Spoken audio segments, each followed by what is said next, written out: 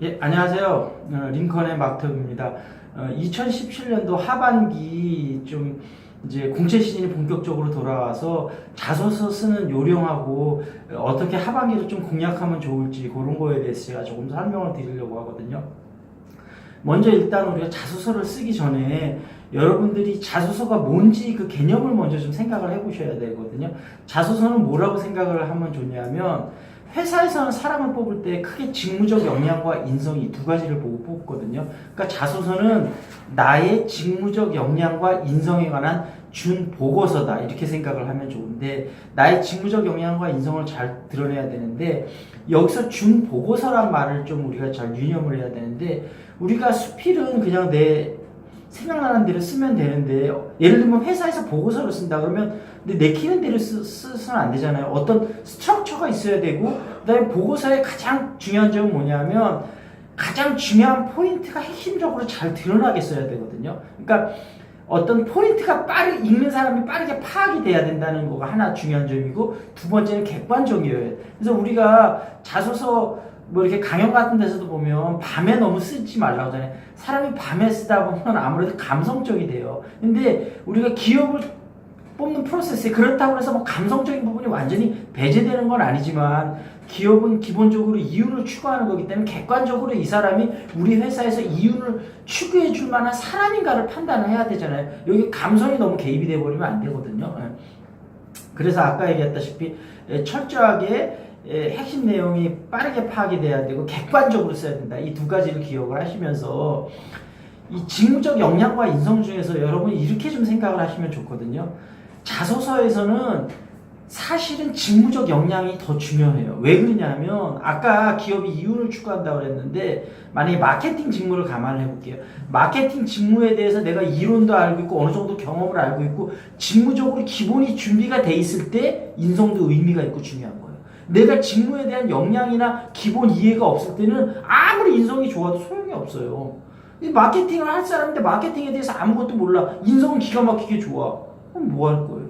그러니까 아까 얘기했다시피 물론 자소서 항목에 따라 다르지만 기본적으로 70% 정도는 직무적 역량에 포커스를 맞춰야 된다. 이렇게 30% 정도는 인성을 써야 된다. 그리고 아까 이제 스트럭처가 중요하다고 그랬는데, 제가 이전에 이제 동영상을 보면 어떻게 스트럭처를 잡는지, 어떻게 소제목을 잡는지 그런 것들이 다 나와 있거든요. 그런 걸 좀 참조해서 쓰시고, 그 다음에 이번 하반기가 다른 때보다 인원을 좀 많이 뽑을 걸로 예상이 되잖아요. 그러니까 여러분들한테는 정말 큰 기회니까 이제 잘 준비를 하시는데, 우리가 좀 이런 생각을 해봐야 되거든요. 우리가 이 자소서를 쓰실 때 기업을 지원할 때도 그렇고 좀 전략적으로 움직여야 되거든요.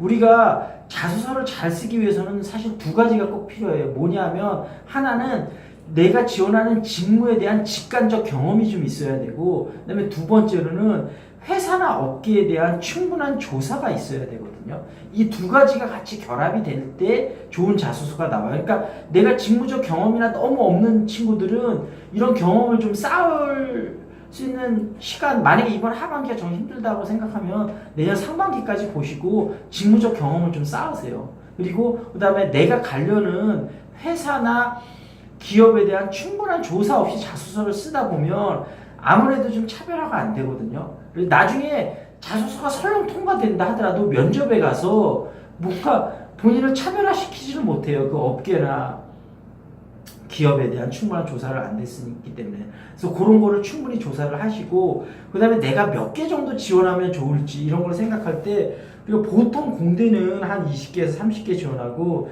인문산경은 한 50개에서 많게는 한 100개까지 지원을 하는데, 여러분이 좀 그 자소서 쓰기 전에 가장 먼저 생각하셔야 될 건 내가 가장 가고 싶은 회사를 5개나 10개 정도 정하셔야 돼요.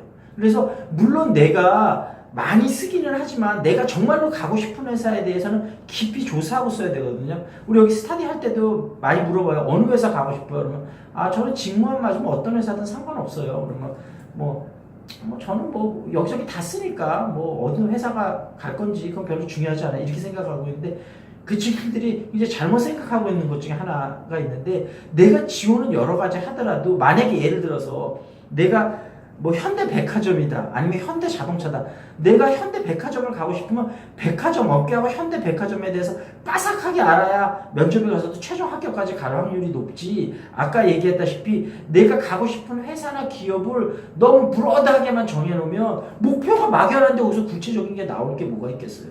그러니까 항상 기업은 지원을 여러 군데 하더라도 본인이 가고 싶은 회사를 명확하게 하시고 거기에 대한 충분한 조사를 좀 하고 써주시면 좋을 것 같아요. 그래서 기업 분석이나 이런 거 하는 것도 제가 예전에 좀 동영상으로 찍어서 많이 올려놨고 차후에도 좀 더 찍어서 올려놓을 테니까 이렇게 참고를 하시고 어찌됐든 본인이 좀 들어갈 가능성이 있는 회사에 너무 들어갈 것 같은 힘든 회사에 에너지를 많이 쏟아봐야 별 소용이 없거든요. 본인을 좀 객관적으로 좀 평가를 해서 만약에 내가 가진 스펙이나 여러 가지 상황에 따라서 어떤 회사가 과연 적합할지 잘 모르겠다 혹시 이런 분이 계시면 우리 멘토분들한테 상담을 신청해 주세요. 그러면 하면서 본인이 지금 타겟으로 어느 정도 회사까지 가능하고 어떤 데를 목표로 해야 될지 그런 부분을 명확하게 저희가 좀 상담을 해드리도록 할게요. 이거 녹화.